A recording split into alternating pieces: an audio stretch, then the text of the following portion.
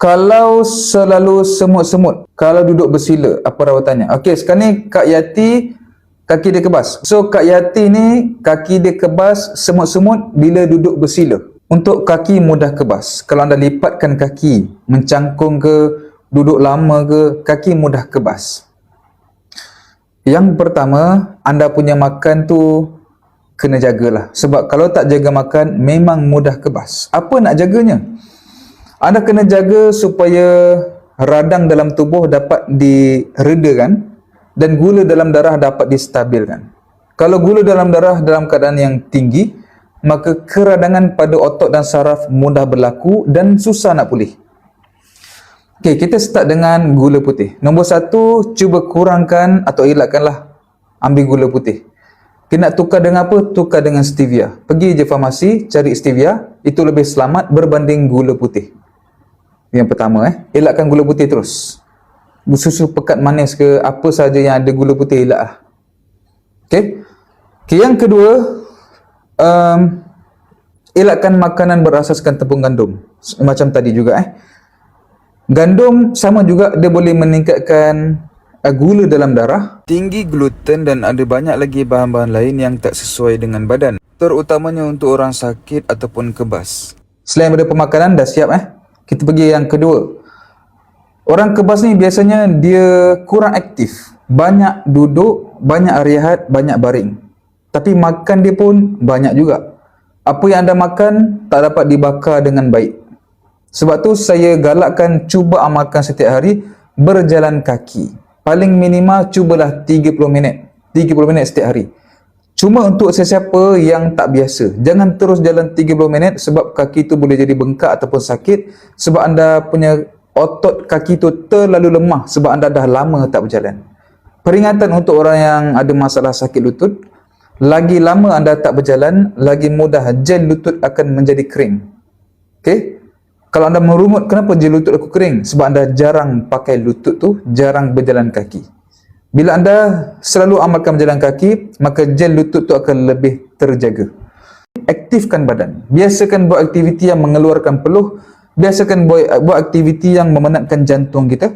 Maka dia akan mencantikkan pengaliran darah ke seluruh badan. Terima kasih Kak Yati. Jangan malas-malas, jangan banyak tidur, jangan banyak rehat. Tapi aktifkan badan. Cuma bila nak aktifkan badan, aktifkan dengan langkah demi langkah, buat sikit-sikit dulu. Jangan terus agresif, nanti badan mudah cedera.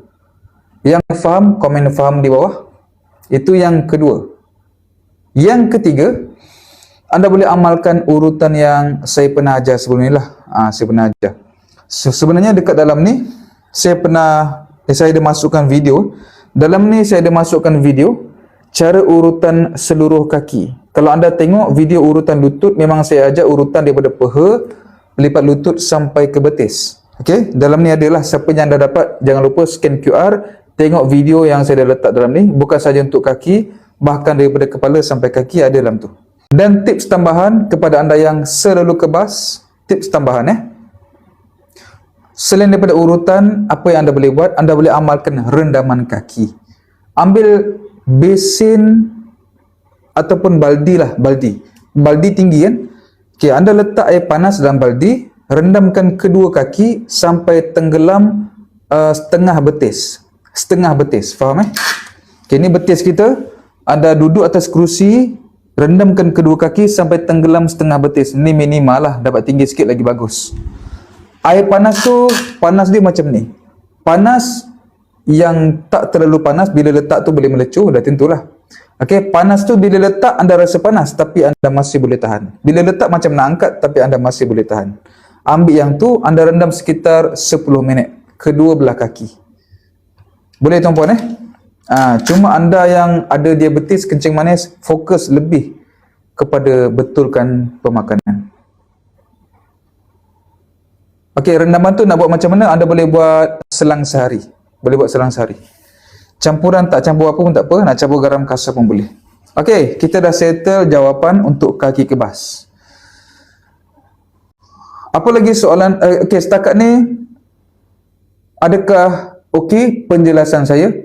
Kalau okey, komen okey dulu. Okey tak tuan-puan? Apa yang saya explain tu? Perendaman letak apa? Letak garam kasar pun boleh. Jalan atas treadmill boleh. Boleh.